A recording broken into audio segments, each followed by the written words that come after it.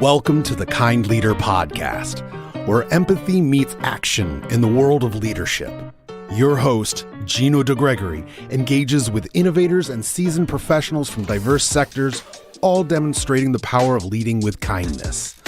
And now, your host, Gino Welcome to the Kind Leader Podcast. I'm your host, Gino Today we have another amazing guest with us, Matt Urbowicz. He is the Executive Director at Bravo Consulting Group. He leads our private sector business unit. And I've known Matt for over 5 years, and I've enjoyed seeing him grow and his passion towards leading and bringing value to everything he does. He always leads with kindness and cares about people around him. I'm looking forward to learning more about him. So Matt, could you please share with our audience a bit about your professional journey and the experiences that have shaped your leadership style? Yeah, absolutely. First off, I do want to thank you, Gino, for asking me to be on this podcast. I know we talk pretty much every day, so this is something I definitely know that you have a passion for. So thank you for giving me the opportunity to be a part of it, and also considering me to be a kind leader. So yeah, my name is Matt Urbowicz, been with Bravo for 5 years. It's been an exciting journey, to say the least. When we first met, Bravo was pretty much strictly a government contractor.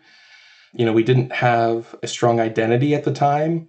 I don't think our culture or our brand was truly defined, and the vision was still a little bit cloudy. So over the years, I've worked on expanding Bravo and our services into the private sector.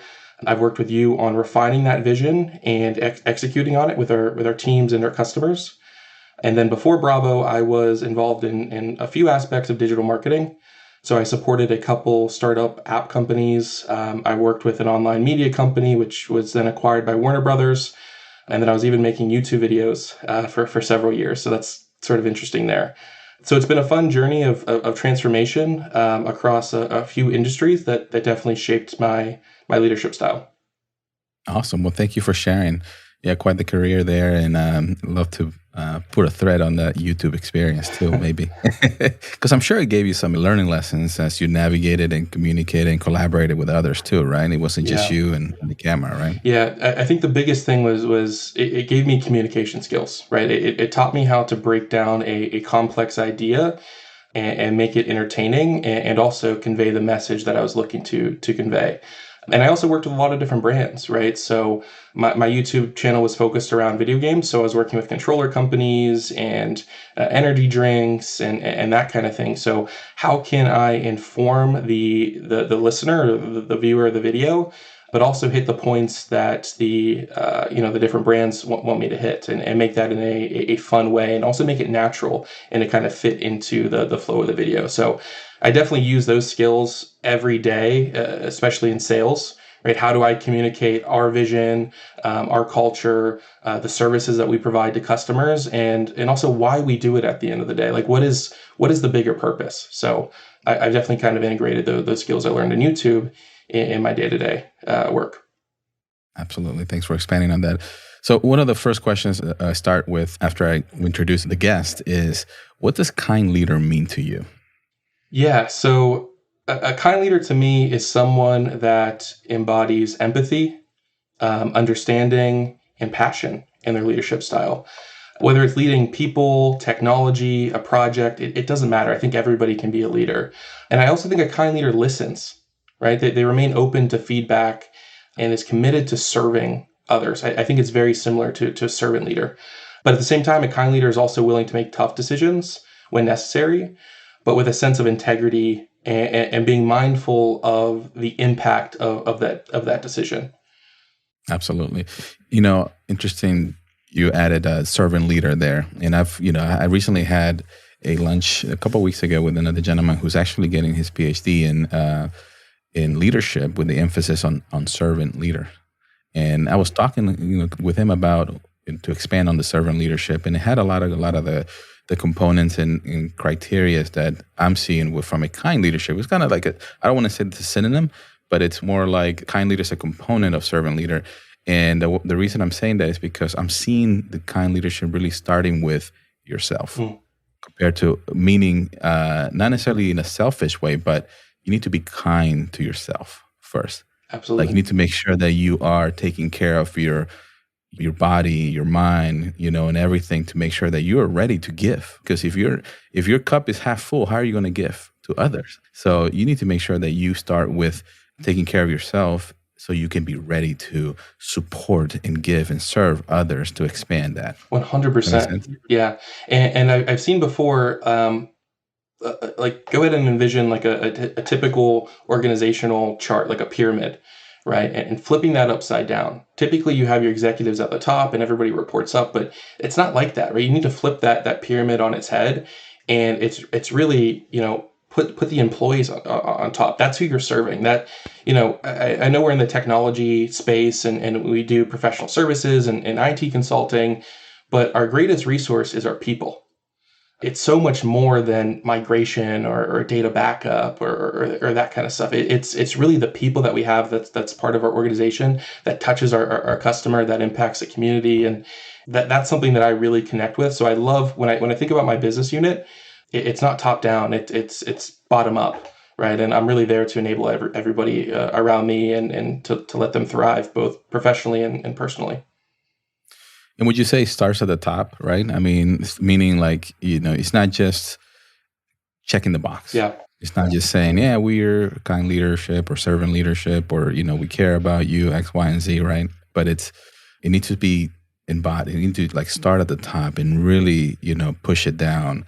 And I'm not saying it's perfect, right? When you first start or you start, incorporating a lot of stuff, but would you agree with, and maybe give a few examples on how been able to do that? Yeah, 100%. I mean, it definitely starts at the top, and I think it also needs to be authentic.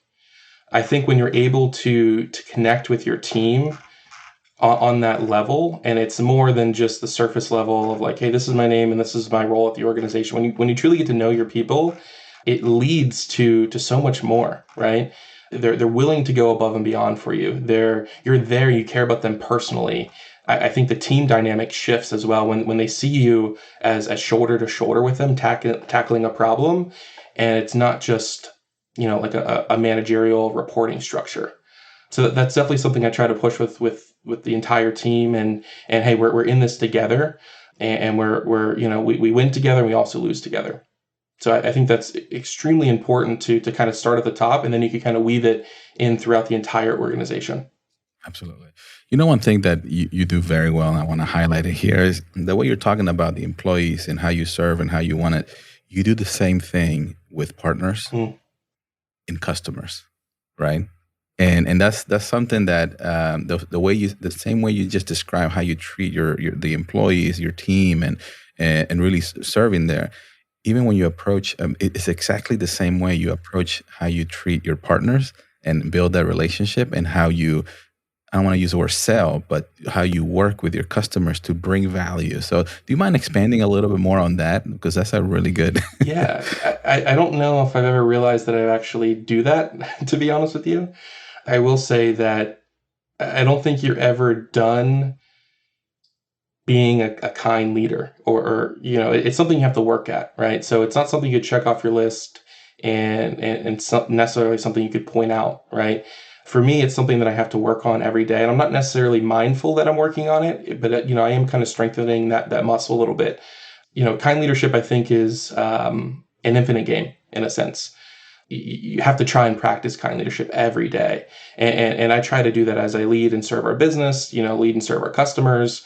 Of course, we need to hit our revenue and profit margins. Of course, we're a business at the end of the day. But, I mentioned it earlier, I think it's really important that we support our folks to thrive professionally within Bravo, but also personally in their own life. And I think that taking that approach, whether it's with partners, customers, employees, I think that strengthens the entire organization. It makes us more resilient and adaptive, and it makes us more successful in the long run. I think if people are really able to connect with you, the small bumps in the road along the way with partnerships or customer escalations or whatever, it doesn't really matter, because you both are kind of tied into the same vision, the same goal at the end of the day of doing good and having a positive impact. So yeah, I don't think I've ever realized that I take the same model or the same approach to everything, but I guess I do.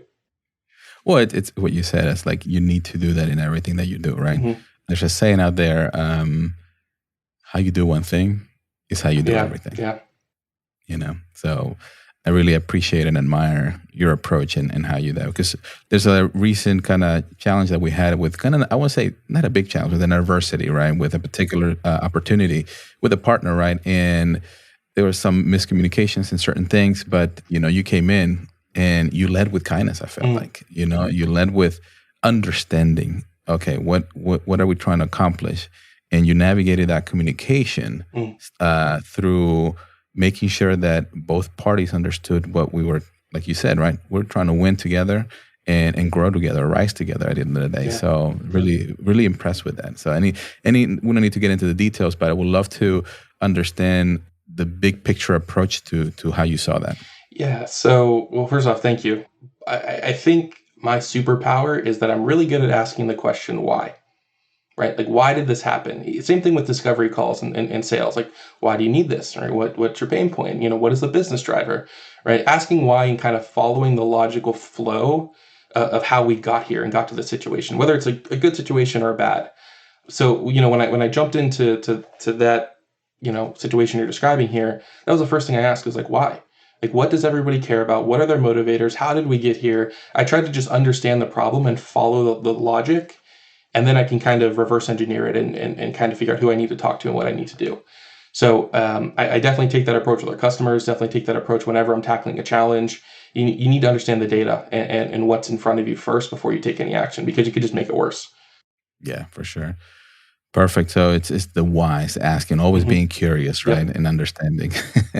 and it's difficult sometimes for folks to ask that question, because you feel like you may not. Now, I don't want to assume for everybody, but even for myself, sometimes it's like, okay, do I want to ask that question? Do I want to know the answer, right? Do I want to hear the answer? And I would say, I would 100% agree with you that that's definitely, a superpower of yours, being able to navigate and dig deeper in a very kind way too, right? You're not like with authenticity, right? Like genuinely curious about how we want to solve this problem. Almost like I see this, you being the doctor, right? And somebody's coming to you and the doctor's never afraid of asking questions, because they know they're trying to dig deep so they can prescribe and provide the right resolution to the problem. 100%. Right? And I think that's how you approach things. And you look at it from like, okay, how can I help this individual or this group of people or this, problem that I have in front of me in a positive way, which is amazing. Yeah. And I think just to kind of expand on that a little bit, I think it really starts with trust. Right, because you're in a position as a doctor or working with a customer or a partner where, they truly have to trust you to take your advice. And if you're a bad person or you don't have good morals or you're not backed by certain values, you can take them down the wrong path. Right, when working with partners, they're showing their cards. You know their margins. You know what they care about, what they don't care about. So if you're building that relationship and you take advantage of that and you burn them. Right, that can be really bad, right? And that you can't overcome that. So you always have to be rooted, I think, in your morals and your values. And that's one thing that I do love about Bravo, is that I think it's very easy to connect with the values, with our core values, right? It's almost related to your individual morals. So it's important to also have a team and attract other people with those same values, because you're in such a vulnerable spot with your partners and your customers. They're coming to you sometimes at their lowest, when they have these pain points, when they don't know what to do. And you're asking that question, why, and they may not even know the answer, right? So they have to trust you enough to tell you that, like, hey, I don't know what I don't know. And I'm kind of leaving it up to you to be my guide here and advisor and let me know what I should be doing. And, if you offer the most expensive solution just so you make the most money, or if you push certain software that's not really valuable, they're going to remember that, right? And that's not how you build a long-lasting relationship. Right. Trust, you said it a couple of times, while we've been here, and I agree 100%. You have to build that trust, and trust cannot be just given right away, right? Yeah. Like, you have to show that you can be trusted, not only be trusted, but being like, is this guy for real, right? Is this person, really trying to help me out, right? Or just telling me stuff, right? And that goes for not only customers, for the employees as well. Like, you have to be vulnerable, you have to be open, you have to communicate, right? All those different things that you as a leader makes you a leader, allows you to build a trust with everybody. Yeah. And I'm a successful leader when my team is enabled to be successful, whether it's at Bravo or at a future company or whatever they want in their career, right? I'm here to help them and enable them and empower them to achieve the most that they can, and not be selfish in a way, or have a scarcity mindset of like, oh, what if they leave? What if we train them on this technology and they get an offer from somewhere else, right? You have to let go of those thoughts and truly look out for them and what's best for the individual. I mean, you beautifully segue into my next question was going to be with between growth and scarcity mindset, right? And it's a huge, as a kind leader, I think that's a critical piece that you need to understand, everybody out there, because you can't lead with empathy. You can't lead to understanding if you have a scarcity mindset, because that is a negative energy that already puts you at the world is against you, right? Or you're fighting the world, right? So it's going back to be kind to yourself, right? Like fill that cup, shift that mindset from scarcity to abundance, to grow. Like there's so much opportunity out there that we could really expand, right? And grow with our team and give more than take. Yeah. So what's your, how would you say your definition or your experience between growth and scarcity mindset? Yeah, so I think you sort of nailed it there. I think a growth mindset is the belief that abilities and opportunities can be developed through effort and learning. And a scarcity mindset, I think, stems from fear. I really do. I think it revolves around limited resources, limited opportunities, and that leads to a limiting mindset of folks. So I think it's really important to kind of enable people to shift. And it's not like, it's not one or the other. I think you can kind of flow back and forth. Like to be transparent, I have a scarcity mindset at times. I have to check myself. Other people need to check me. My mentors need to check me, because it's easy to fall into that, right? Negativity breeds negativity. And I think when you surround yourself by other people with a scarcity mindset or situations that are a little bit, sticky or rough, it's easy to kind of default to that mode. So again, it's just like kind leadership. It's something you have to work on and be reminded of. And I think life is so much better when you do adopt a growth mindset. More things come to you, and you're surrounded by happiness and positivity. So, when you said that, that is you have to keep working every day. That scarcity mindset, you struggle, and I struggle too at times. Is when I say it's a mindset, it's not something that it's a flip the switch or you get a certificate. Now you have a growth mindset. You're good to go, right? Yep. No, it's not about that, but it's about understanding and being aware of your situation, right? And how you are handling, the day to day, because every day, just like you take showers, brush your teeth, you gotta be aware of those thoughts that are coming in, and are they negative thoughts or positive thoughts where you can just work with that, right? Because if you don't and you just allow things to happen, right, and continue to just allow the negative things to slow you down, you're not going to be successful in many things. Yeah. Right?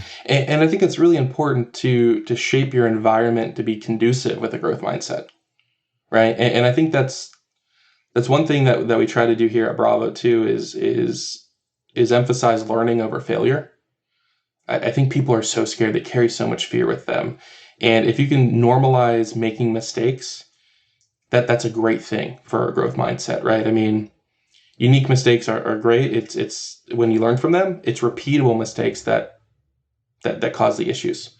So if you're able to promote that curiosity, promote that taking risks, it's okay to fail, it's so much easier for people to adopt that mindset. Absolutely. It's that failing fast, right? Because nobody's perfect. Right? I mean, in everything that, if we're not uncomfortable, we're not growing too, right? So what that means is, when there are failures or opportunities, as I like to call them, we learn from them, right? We learn and we grow from them. And the fear is huge. As a kind leader or as a leader in your organization, you need to ensure that you can build that platform or that environment where people can come to you with an open and honest conversation and be like, here's my situation, here's what I'm lacking, or I need help or support, or I made a mistake. And, time and time again here, when people do make mistakes, we rally together to try to fix the problem first. And then we come around, okay, how can we fix that and avoid that in the future, right? Start putting components, right? And so that gets us better and better and better. 100%. So one of the things that we are looking at as it relates to, we're building the culture and with doing a lot of things. From your perspective, where do you see, kind leadership and leading with empathy out there outside of Bravo. And, as you're seeing new folks coming on, online, or people really looking to become, improve their kind leadership. Where do you see that? What's your vision?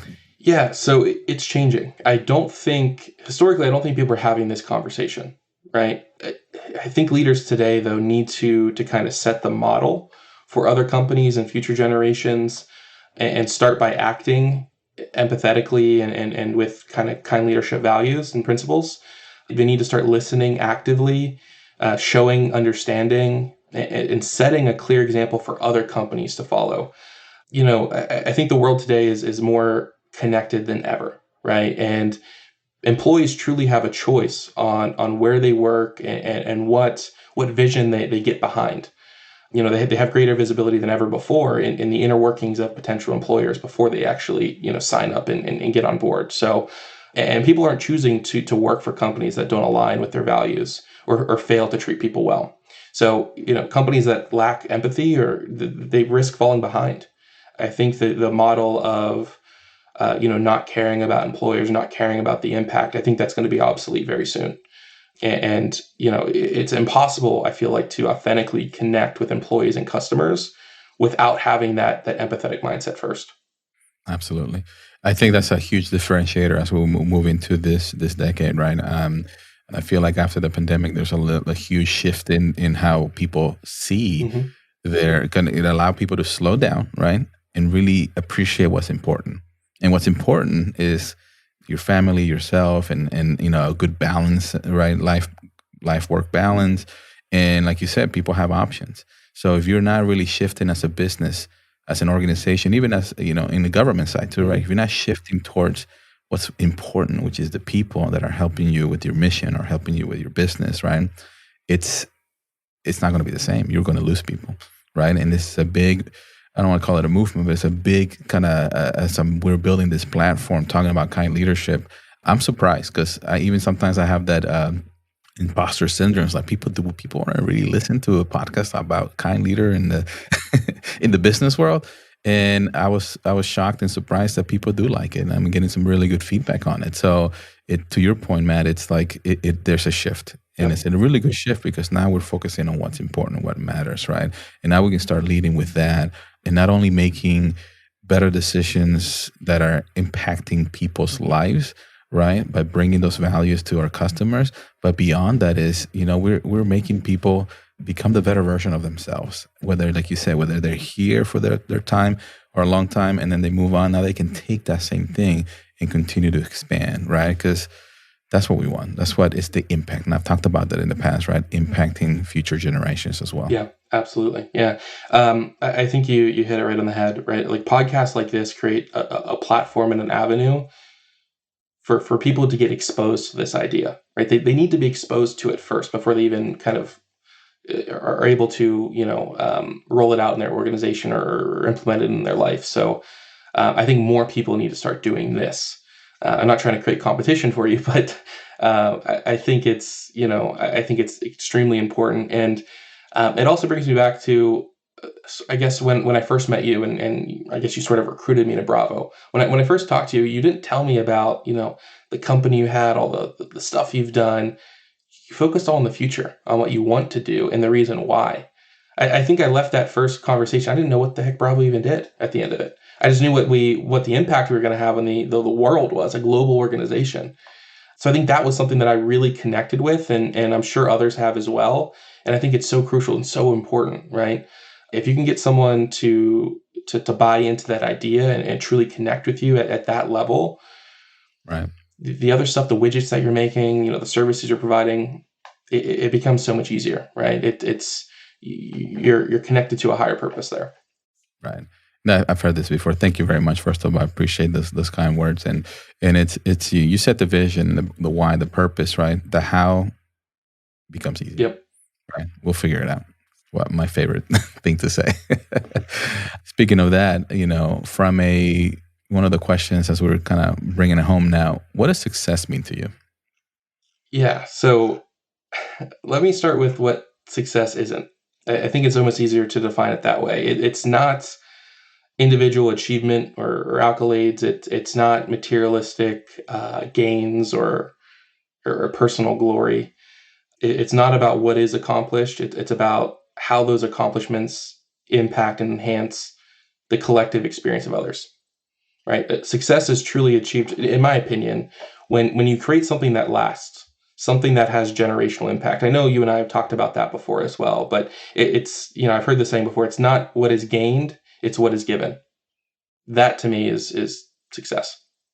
Beautiful. I got chills when you said that, man. Good job. All right. So as we go into our closing segment here, if you could have coffee with anyone alive or from the past, who would it be and why? Yeah. So I'm not the biggest fan of coffee, right? You know that, but I'll have tea or water or something else. But I'd love to sit down with my dad. As you know, I lost my dad at a young age. When I was 15, he was diagnosed with cancer, and it was really aggressive. And your dad's supposed to be your superhero, right? Whenever there's a problem, you go to your dad, right? He'll figure it out. Right. So seeing that cancer progress and him going from sort of a superhero to not being able to, walk or eat or use the restroom himself, it was so quick. I mean, he passed away 2 months later, and he didn't get a chance to see me, graduate high school, graduate college, get a master's degree, first job. But he didn't get to see any of that. So I'd love to sit down with him and just have a conversation. That's definitely my choice.